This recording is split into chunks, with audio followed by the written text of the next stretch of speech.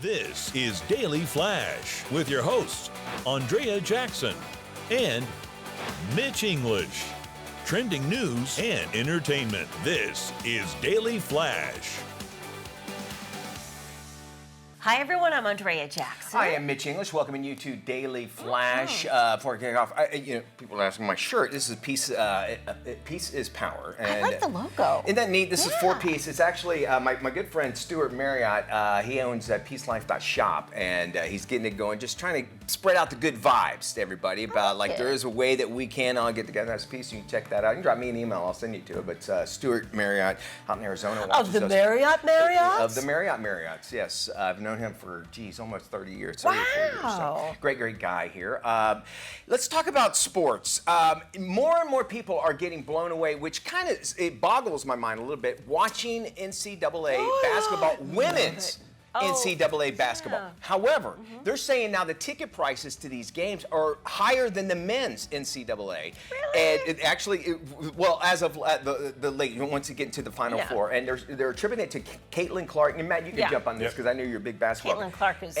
And Angel Reese, they're saying that just the other day, Caitlin Clark with 41 points, Matt, that she had done with 41 to take Iowa on to the Final Four. Yeah, I mean, and now a lot of people are saying this, and now even people, what is it, Ice Cube that has his little basketball? He's got the three-on-3 league.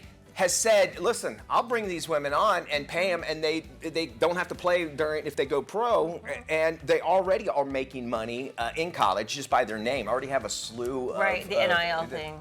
I don't think it'll ever take over as far as, I just think it's right now it's the hot ticket that people are seeing the season, if you will, but they're saying the ratings for these things are just getting higher and higher for women's basketball. Well, and she's going to have a decision to make because if she goes to the WNBA, they need her because she's drawing crowds. She is an attention getter. She's a phenomenal player, so she could really do something by putting the WNBA on the map. But those players don't make nearly the amount of money as the male counterparts. And on top of it, if she were to go play for Ice Cube's league, she's looking at millions of dollars up front. So financially, it could be a boon for her. If she goes to the WNBA, she could make up that money in sponsorships and endorsement deals. It just all depends on which avenue she decides to go down. I think if she goes WNBA, Nike's going to back up the Brinks truck because she had a strong collaboration with Kobe and stuff. Oh, really? Yeah, they really were, he was her coach for a little bit and everything, so I think that Nike would just back up the Brinks truck. I think we're in a different age now. I mean, we had a story just a couple of weeks ago. We were talking about how girls wrestling is becoming more and more popular and that sort of thing. And I don't necessarily watch WNBA basketball, but I mean, I think college basketball, I think is a little bit more exciting because I think they're really working for it. And then once they get into the professional, it's kind of like it's all about me and that sort of thing. Well, it's also about marketing too, because if you look at the way they've marketed women's basketball this year, it's been a huge push, and Caitlin Clark has been a big part of it. She's been a big storyline,